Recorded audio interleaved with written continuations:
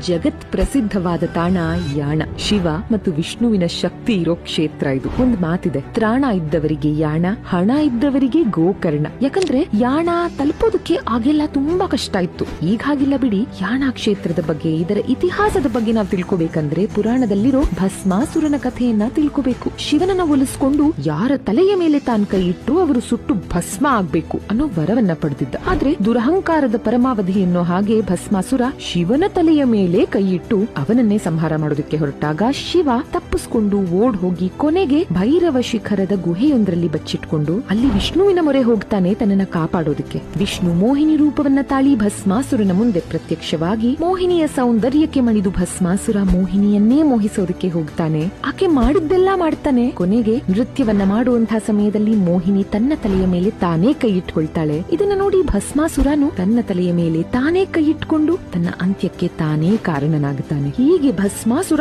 ಸುಟ್ಟು ಭಸ್ಮವಾದ ಸಮಯದಲ್ಲಿ ಹುಟ್ಟಿದಂತಹ ಬೆಂಕಿಯ ಜ್ವಾಲೆ ಸುತ್ತಲೂ ಇರೋ ಬಂಡೆಗಳನ್ನ ಸುಟ್ಟು ಕಪ್ಪಾಗಿಸಿತ್ತು. ಅಲ್ಲಿರೋ ಶಿವ ಅಡಗಿದ್ದ ಅತಿ ದೊಡ್ಡ ಶಿಖರಕ್ಕೆ ಭೈರವೇಶ್ವರ ಶಿಖರ ಅನ್ನೋ ಹೆಸರು ಬಂತು. ಹತ್ತಿರದಲ್ಲೇ ಇರೋ ಶಿಖರಕ್ಕೆ ಮೋಹಿನಿ ಶಿಖರ ಅನ್ನೋ ಹೆಸರು ಬಂತು. ಇದನ್ನ ಜಗನ್ಮೋಹಿನಿ ಶಿಖರ ಅಂತ ಕೂಡ ಕರೀತಾರೆ. ಇವಿಷ್ಟು